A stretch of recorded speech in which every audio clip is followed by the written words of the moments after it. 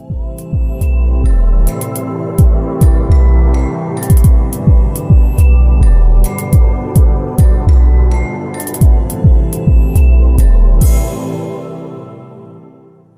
को good morning. Today I welcome to all of you on my YouTube channel study Khajana the language guru, and today I am going to teach you the next topic of article part 1 has uploaded in previous video, and today article next chapter, article के अगले chapter में आज हम लोग आएंगे। और पिछले video में मैंने आर्टिकल का परिचय बताया था, आर्टिकल के कुछ छोटे छोटे उदाहरणों की सहायता से मैंने उसको इंट्रोड्यूस कराया था आपसे। और आज हम लोग आर्टिकल के अंदर घुसेंगे, यानी आर्टिकल को हम लोग डीप से सीखेंगे, आर्टिकल के उतार चढ़ाव और उसके कैटेगरी को जानेंगे, उसके नेचर को जानेंगे, किस आर्टिकल का प्रयोग किस तरह से करते हैं। और आर्टिकल हालांकि 3 शब्द हैं, 3 वर्ड है, ए, एन और द, लेकिन इस ए एन द से हमारा अंग्रेजी भाषा जो है वह बहुत कुछ निर्भर करता है, क्योंकि आर्टिकल का प्रयोग यदि आप भाषा में नहीं करते हैं, अंग्रेजी भाषा में आपको काफ़ी कठिनाई होती है समझने में भी, और भाषा की जो सुंदरता है वो आर्टिकल से बढ़ती है। इसलिए यदि आप भी चाहते हैं कि अच्छे से आप अंग्रेजी बोल पाएँ और समझ पाएँ, कहीं इंग्लिश लिख दी गई है उसको अच्छे से हम समझ पाएँ, ठीक है, शुद्ध रूप से हम समझ पाएँ, तो उसको आर्टिकल, तो यदि आप चाहते हैं कि किसी भी इंग्लिश लाइन जहाँ लिखा हुआ है, इंग्लिश पंक्तियाँ लिखी गई है, उसको अब अच्छे से आप समझना चाहते हैं, शुद्ध रूप से समझना चाहते हैं, तो आपको आर्टिकल का नॉलेज रखना ही चाहिए। क्योंकि आर्टिकल जो है, मैंने पहले बताया कि आर्टिकल किसी भी भाषा का जो है, खास करके इंग्लिश भाषा का, वह श्रृंगार है, ठीक है। तो श्रृंगार का मतलब उसको सुंदरता बढ़ाएगा। तो आर्टिकल का प्रयोग यदि आप करते हैं तो आपकी अंग्रेजी जो है, अंग्रेजी भाषा जो है, उसकी सुंदरता जो है वो बढ़ जाती है। और पता है आपको कि सुंदरता तो सब चाहते हैं। यदि आप सुंदर बोलते हैं, अंग्रेजी तो सब बोल लेते हैं, कोई कोई ब्रोकन बोलते हैं, यानी कि टूटी फूटी भाषा उतना उनको अच्छे से नहीं आती है। और धीरे धीरे यदि वही टूटी हुई भाषा यदि धीरे धीरे प्रयास करते हैं तो एक दिन अच्छी बोल पाते हैं। लेकिन आपको टूटी फूटी भाषा ही यदि अंग्रेजी आती है तो बोलना प्रारंभ करना चाहिए। यदि जो भी हो बस बोलिए, बोलेंगे तब तो गलती उसमें नजर आएगी। गलती नजर आएगी, किसी को नजर आना, आपको खुद को तो नजर आएगा। तो वो गलती जो है, अब जब आगे बोलिएगा तो उस गलती को दोहराइए नहीं, कोशिश करिए उस गलती को कम करें। धीरे धीरे ऐसा होगा, इतना कम करेंगे, धीरे कम करेंगे, आज कम करें, आज कम करें, थोड़ी सी आज कम कर लिए, थोड़ी सी कल कम कर लिए। इस तरह से आप जो है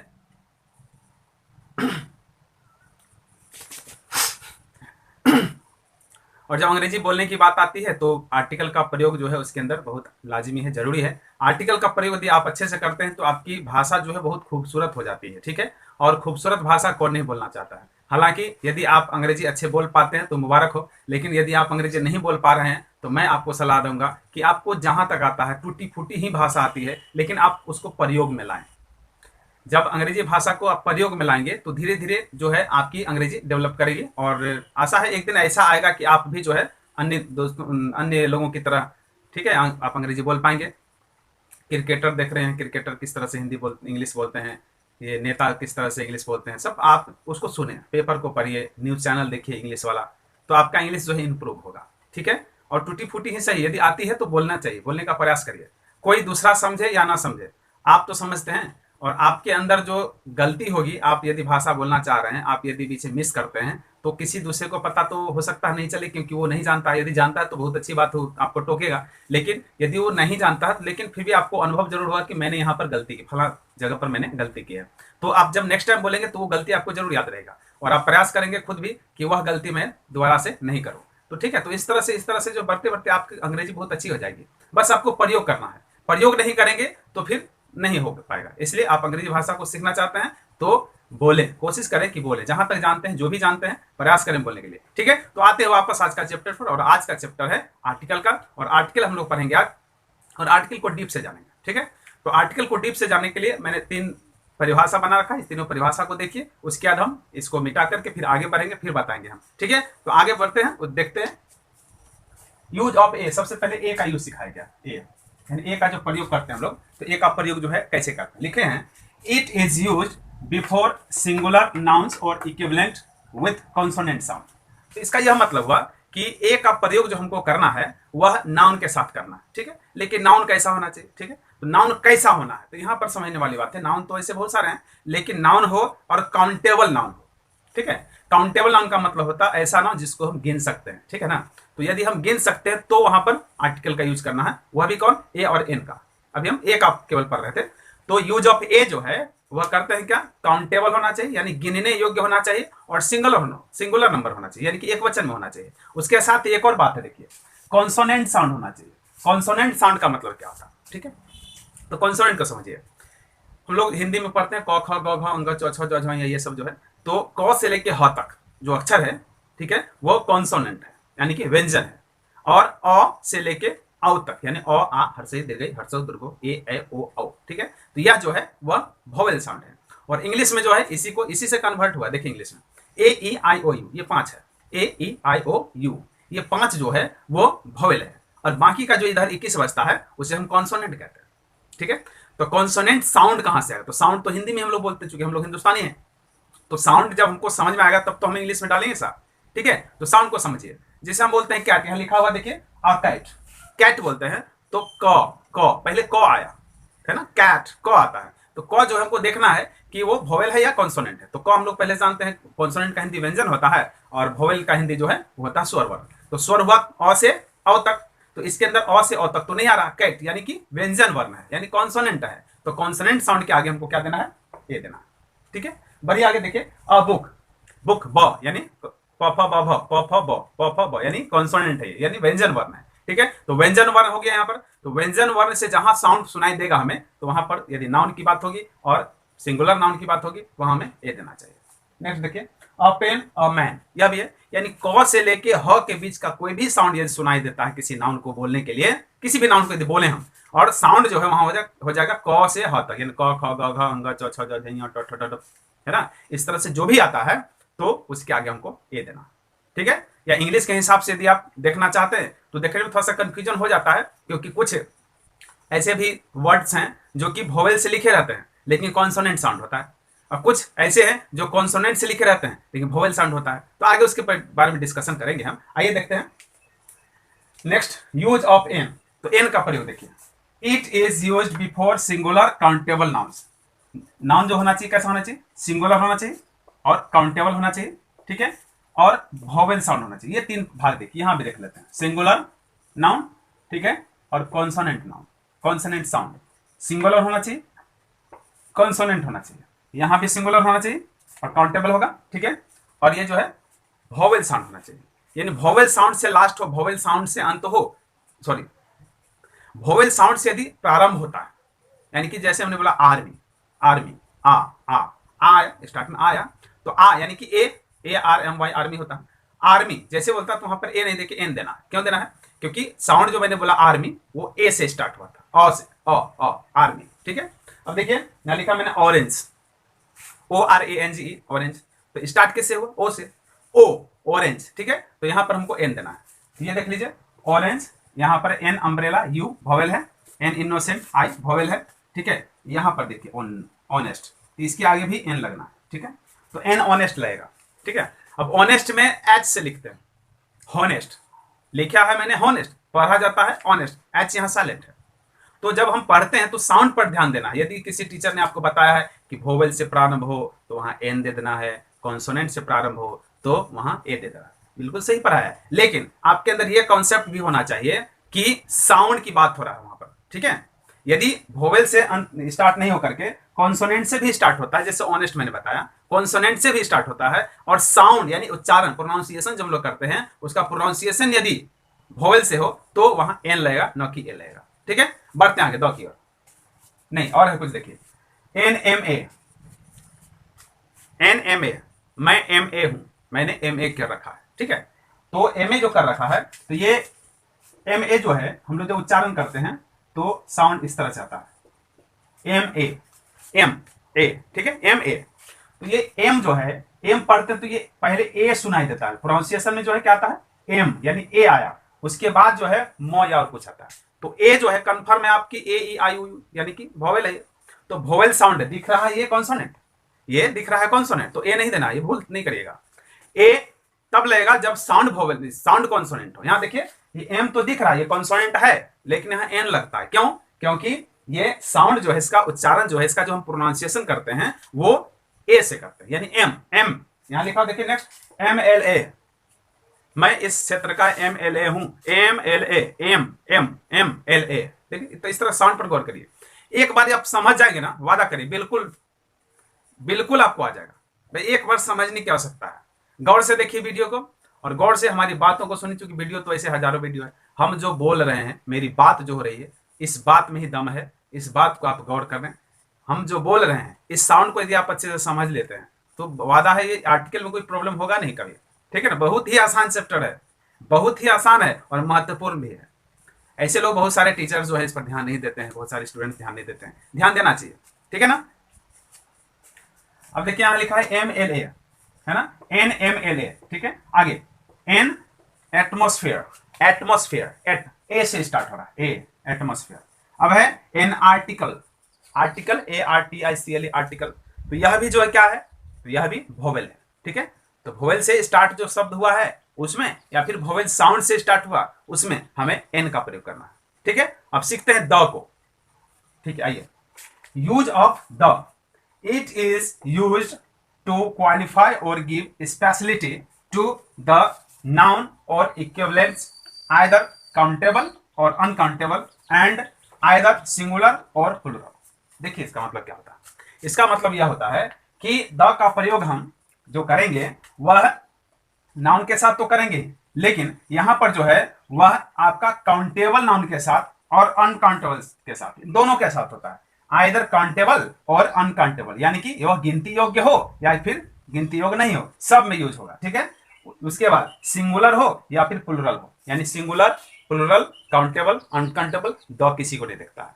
दो आप कहीं भी यूज कर सकते हैं, लेकिन वो ऐसा नाउन होना चाहिए या नाउन इक्विवेलेंट, यानी कि नाउन के संज्ञा के समकक्ष होना चाहिए, जिससे आप खासियत दिखाना चाहते हो, विशेष दिखाना चाहते हो। पिछले वीडियो में मैंने बताया था, फिर से मैं बताता हूं कि एक सेंटेंस लेते हैं। तुम ही वह लड़का हो जिसे मैंने रुपये दिए थे। तुम ही वो लड़का हो जिसे मैंने रुपये दिए थे। तो मैंने रुपये सबको तो नहीं दिया, तुम ही वो लड़का हो, यानी तुम जो, you are the man, you are the boy, you are the boy who has stolen my pen. तुम ही वो लड़के हो जिसने मेरी कलम चुराई। मेरी कलम तो सबने नहीं चुराई, तुम ही वो लड़का हो। खास है, विशेष है, इसलिए यहां पर द देना पड़ता है। वह लड़का जो सड़क पर टहल रहा है मेरा भाई है। ठीक है। वह लड़का, the boy who stands on the road is my brother. तो यहां द बॉय शुरू में क्यों लग गया। ठीक है। तो इस बात को समझिए कि द बॉय इसलिए दिए कि उस बच्चे के बारे में खास हम बात कर रहे हैं। ठीक है ना। अब यहां देखिए एक सेंटेंस लेते हैं, वैसे तो जगह नहीं है।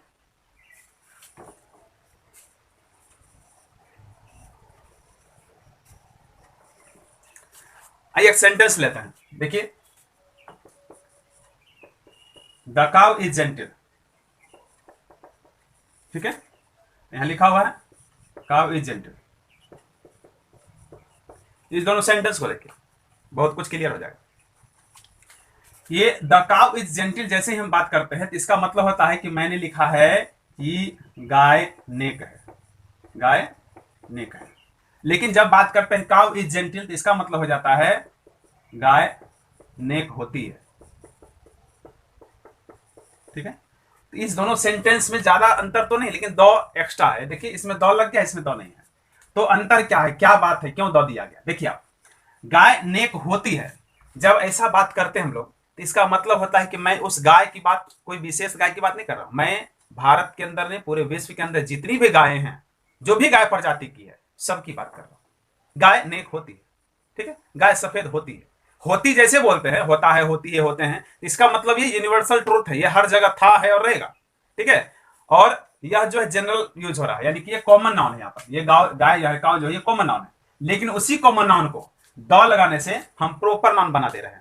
यानी द लग गया तो खास हो गया। जैसे यहाँ लिखा देखिए द काउ इज जेंटल, इसका मतलब हुआ कि गाय नेक है। अब गाय जो नेक है, कौन सा गाय नेक है, तो वह गाय नेक है जिसकी मैं बात कर रहा हूं, यह गाय नेक है। ठीक है ना। दिस के जगह पर यहां द का प्रयोग किया जा सकता है। The cow is neck, the cow is gentle, the cow is gentle. अब देखिए, तो गाय जो यहां नेक है, नाम ऐसे ही पता चलता है, गाय नेक, द काउ इज जेंटल, यानी कि गाय नेक है। तो है इसका मतलब हम उस गाय की बात करते हैं जिसको हम जान रहे हैं।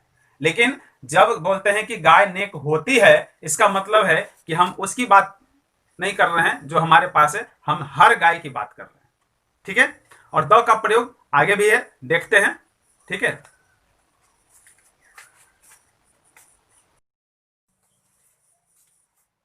आइए कुछ और उदाहरण देखते हैं। A book, a house, a bag, a ring, a mat, a bamboo. नीचे मैंने खाली रखा है, एक्सेप्शंस हैं कुछ, ठीक है। इधर देखिए, an army, N orange, an army, an umbrella, an elephant, an inch, an engineer. Sound को देखना है। पहले मैंने शुरू में बताया कि साउंड विशेष है, हिंदी साउंड विशेष है। साउंड को गौर करिए। देखिए यहां पर बुक, बुक जो लिखते हैं हम लोग या पढ़ते हैं बोलते हैं तो क्या आता है, बुक। तो ये पहले बॉ आता है, क्या आता है, बॉ। मुझे लगता है इस कॉन्सेप्ट के बाद अब द को कहीं भी आपको सीखना नहीं पड़ेगा, ए एन द को, यानी कि आर्टिकल को कहीं भी आप नहीं जाएंगे सीख रहे। बस हमारा वीडियो देखिए, 100% आपको समझ में आ जाएगा। आज आप आर्टिकल से नहीं बचने वाले हैं। देखिए अ बुक, अब है अ हाउस। हाउस जो है वो लिखते हैं क्या हम लोग, हाउस, इस तरह से लिखते हैं। ये क्या आया, ह यानी कि कॉन्सोनेंट, ठीक है। अब देखिए अ बैग, क्या आया, पहले बो आया तब ए का, यानी बैग, बैग, बो ए, बो ए, बाय, बो ए, बाय, ठीक है ना।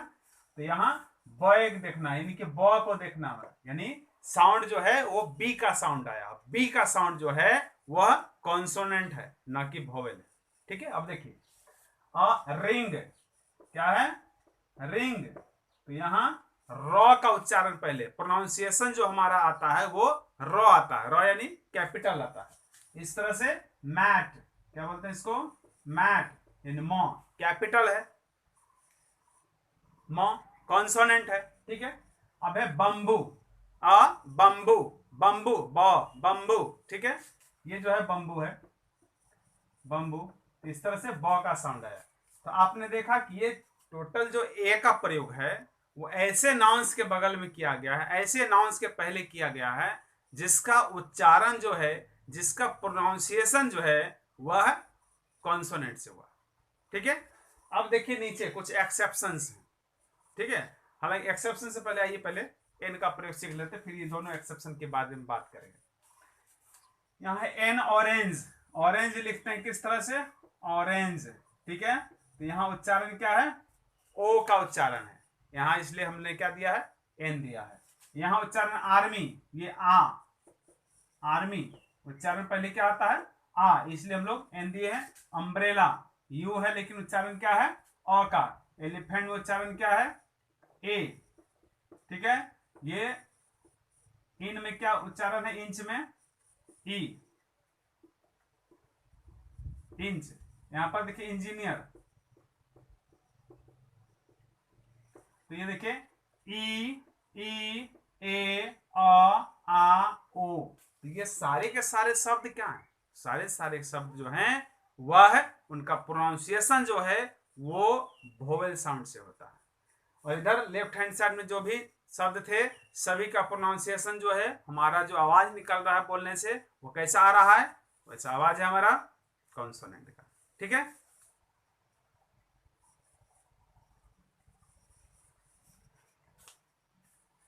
अब देखिए कॉन्सोनेंट का, ठीक है। तो अब देखिए कि एक्सेप्शन क्या है इसका, ठीक है। उसके बाद द की ओर आएंगे हम लोग। एक्सेप्शन यहां पर देखिए, जैसे हम लिखते हैं एमपी, एमपी लिखने पहले लिख के मैं बताता हूं, एमपी है ना, ए। अब आपको तय करना है कि यहाँ एन देना है कि ए देना है। एम पी, पहले मैंने बताया इस उदाहरण को, एम पी, एम, इसलिए यहां होगा एन ना कि ए। ए नहीं देना, दिख रहा है कॉन्सोनेंट लेकिन उच्चारण क्या है इसका, कॉन्सोनेंट दिख रहा है, उच्चारण वोवेल है। एच ओ डी, इसको लिखते हैं एच ओ डी, एच, ए, यहां होगा एन। ऑनेस्ट, इसका उच्चारण क्या है, ऑनेस्ट, इसका उच्चारण यहां से होता है ओनेस्ट। एच जो है साइलेंट है, इसलिए हमको क्या क्या देना है, an. N S A, N S A, Ajit Doval है भारत के, एन एस ए पद का नाम है, एन, एन दे दिया। तो इस तरह से देख लिए कि ये कॉन्सोनेंट है, इसके पहले ए का प्रयोग करते हैं। और कुछ एक्सेप्शंस ऐसे ही भी हैं, कुछ अपवाद ऐसे भी हैं जो कॉन्सोनेंट तो रहते हैं लेकिन साउंड जो है वह वोवेल का आता है, तो उसके बाद हमको सॉरी उससे पहले हमको एन नहीं सॉरी ए नहीं दे करके एन देना। चलिए अब यहां देखिए, ये जो है इसको पढ़ते हैं यूरोपियन, यूरोपियन।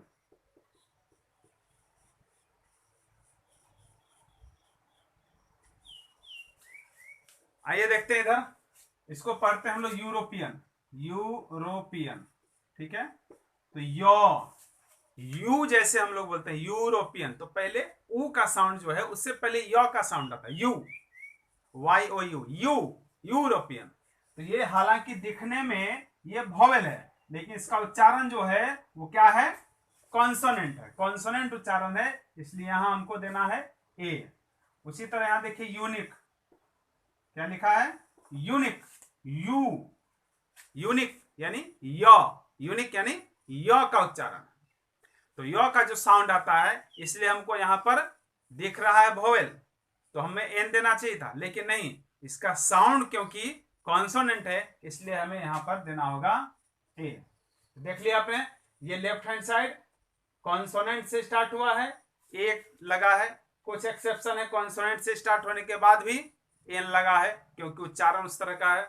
अब यहां देखिए राइट हैंड साइड में सब जो है वोवेल से स्टार्ट हुआ है तो एन लगाया गया है, और ये दोनों जो है वोवेल से स्टार्ट हुआ है फिर भी साउंड क्योंकि इसका कॉन्सोनेंट है इसलिए यहां एन लगाया गया, ठीक है। अब देखिए द की ओर आइए, the man is great, the man is great, मैं बात कर रहा हूं द मैन इज ग्रेट, यानी मानव जो है, जिस आदमी की मैं बात कर रहा हूं वो ग्रेट है, महान है, आदमी महान है। तो ये कौन सा आदमी महान है, मैं, आप या और कोई नहीं, किसी बात नहीं हो रही, ये उस बात की, उस इंसान की बात हो रही है जो कि महान है। तो महान सब तो नहीं हो सकते हैं, मैन, मैन जो है वो कॉमन नाउन है, ठीक है, मैन कॉमन नाउन है। तो कॉमन नाउन जो है, तो कॉमन नाउन का मतलब हुआ कि ये सब पूरी जाति का बोध कराता है, और पूरी जाति तो ग्रेट हो नहीं सकती है, तो उस कॉमन नाउन को प्रॉपर नाउन में डालने के लिए जो है द का प्रयोग करते हैं, जैसा मैंने गाय वाला उदाहरण बताया तुरंत, ठीक है। अब देखिए आगे, द रामायणा, ये बुक का नाम है, हिंदू धर्म का जो है बुक है, या पवित्र बुक है, होली बुक है, ठीक है ना। तो इससे आपको यह समझना है the Ramayana, the Quran, the Bible, इस तरह से धार्मिक पुस्तक जितने भी हैं सिंगल पीस माने जाते हैं, हालांकि वो हजारों पीस हो सकते हैं, लेकिन धार्मिक पुस्तकों के नाम के आगे द लगाना है, ठीक है। आगे द हिमालय, इससे क्या पता चलता, पहाड़, माउंटेन। तो माउंटेन के जितने भी नाम होते हैं, जितने भी नाम है उसके लिए, जितने भी नाम है, तो दुनिया के अंदर जो भी माउंटेन्स हैं वो एक पीस हैं, यानी कि हिमालय एक पीस, एवरेस्ट एक पीस, ठीक है ना। तो जितने भी पहाड़ हैं, तो पहाड़ के नामों के आगे, पहाड़ के आगे नहीं, माउंटेन, द माउंटेन दे सकते हैं वैसे, लेकिन पहाड़ के नाम के आगे जो है वह द देना, the Himalaya, the K2, the guardian Austin इत्यादि। आगे देखिए, द NH-31, यानी कि NH नेशनल हाईवे के नेम के आगे द का प्रयोग करेंगे। द USA, द USA, तो यूएसए एक कंट्री का नाम है, एक देश का नाम है, लेकिन क्या द इंडिया आपने देखा कहीं लिखा हुआ, नहीं। तो इसके अंदर एक बात है, देख लीजिए, यदि देश विकसित हो, डेवलप्ड कंट्री हो, तो उसके आगे द लगाया जाता है, लेकिन डेवलपिंग कंट्री के नाम के आगे द नहीं लगाया जाता है, जैसे कि India is a developing country, not a developed country, so you have to use here India, not the India. The China can be used, the China use किया जा सकता है, the USA, the UK, the Japan, the Russia, ये सब use हो सकते हैं, क्योंकि ये सारे जो हैं वह विकसित देश हैं, यानी कि डेवलप्ड कंट्री है। डेवलप्ड कंट्री के पहले में हमको देना चाहिए क्या, द, लेकिन जो विकासशील देश है या फिर गरीब देश है उसके आगे द नहीं दिया जाता, ठीक है। आगे देखिए, द सन, द मून, यानी कि planet, the earth, the Mars, the Jupiter, जितने भी 9 ग्रह हैं, हालांकि 8 ग्रह बचे, अभी 9 ग्रह पहले बताया जाता था, अभी ब्रह्मांड में there are 8 planets in the universe, ठीक है ना। तो यूनिवर्स के अंदर जो भी ग्रह हैं, जो भी प्लैनेट्स है, सबके आगे द लगाया जाता है, ठीक है। सूर्य द, चंद्रमा द, या यूं समझिए ना, एक ट्रिक आप समझ लीजिए, जो भी धरती पर, जो भी इस अर्थ पर सिंगल पर्सन हो, सिंगल पीस हो, उसके आगे द लगा देना। अब इससे अच्छा कॉन्सेप्ट कुछ नहीं हो सकता। सिंगल पीस यानी एक पीस हो तो द लगेगी, ठीक है ना। सिंगल पीस यानी सिंगल, सॉरी, सिंगल पीस, इसका मतलब वह एक है, और एक का मतलब व्यक्तिगत है, यानी कि प्रॉपर नाउन है। प्रॉपर नाउन जो भी है सबके आगे क्या है, द लगता है, ठीक है ना। द गंगा यानी रिवर के नाम के आगे द लगेगा, the Ganga, the Yamuna, the Saraswati, the Tapti, the ये, द वो, जितने भी नदियों के नाम है, सभी नदियों के नाम के आगे द का प्रयोग किया जाता है, ठीक है। बढ़ती the red fort, red fort यानी कि लाल किला, ये एक ऐतिहासिक इमारत है, हिस्टोरिकल बिल्डिंग्स है। तो हिस्टोरिकल बिल्डिंग जितने भी होंगे पूरे world, all over the world में, सब के आगे द लगाया जा सकता है। द रेड फोर्ट, ठीक है, the red fort, the lotus temple, the Harmandir Sahib, ठीक है ना। इस तरह से द लगाया जाता है। जितने भी हिस्टोरिकल यानी ऐतिहासिक जगह हैं, ऐतिहासिक बिल्डिंग्स हैं, ठीक है ना, द कुतुब मीनार, द ताजमहल इत्यादि। देखिए आगे, द प्रिंसिपल, इससे क्या पता चला, प्रिंसिपल यानी प्रिंसिपल कोई इंसान का नाम नहीं होता है, लेकिन ये पद का नाम है, ठीक है। तो इससे आपको यह समझना है कि जो भी पद के नाम है सब में द लगाया जाता है। जैसे the principal, the doctor, the engineer, the ये, द वो, ठीक है ना। The inspector, the BDO, the principal, the prime minister, the president, the CM, ये सारे जो हैं वह क्या है, पद के नाम। वो सीएम किसी इंसान का नाम नहीं होता है, पीएम किसी इंसान का नाम नहीं होता है, यानी पद का नाम होता है। और एप्लीकेशन जब हम लोग लिखते हैं तो किसी इंसान के एप्लीकेशन ही लिखते हैं, उस पद को लिखते हैं, इसलिए पद के नाम के आगे द का प्रयोग करते हैं, ठीक है। बढ़िया गया। द इंडियन ओशन, इसका मतलब ये है हिंद महासागर की बात हो रही है, तो जो भी महासागर होंगे पूरे वर्ल्ड में, अरब सागर, हिंद महासागर, बे ऑफ बंगाल, सब में द यूज करना है। The Arabian sea, the Indian sea, the China sea, the south China sea, इस तरह से। आगे the Andaman, Andaman is the Andaman, Andaman एक द्वीप है, टापू है, ठीक है ना। तो इसको हम इससे समझ सकते हैं कि जो भी टापू होगा सबके आगे द लगेगा, ठीक है ना। अब है द कैपिटल, कैपिटल एक ऐसा शब्द है, इसका मतलब होता है राजधानी, और राजधानी जो है पूरे राज्य के अंदर एक होते हैं, एक जगह होता है, एक खास जगह होता है। तो बाकी जैसे कि बिहार का राजधानी पटना है, बिहार की राजधानी पटना है, तो पटना तो बिहार के अंदर एक जिला है, तो जिला तो वैसे 38 जिले हैं, ठीक है ना। तो द ये पटना जो है एक विशेष है, राजधानी विशेष जिला है, तो राजधानी जो है पूरे देश में खास होता है, पूरे राज्य में खास होता है, इसलिए कैपिटल के आगे द लगता है। The capital of Bihar, the capital of Delhi, the capital of Rajasthan, the capital इत्यादि। तो इस तरह से जो है ए, एन और द का प्रयोग आपने सीखा। तो आज के लिए इतना ही, और आर्टिकल के एक और चैप्टर को लेकर मैं पुनः आपके बीच हाजिर होऊंगा। तब तक नमस्कार।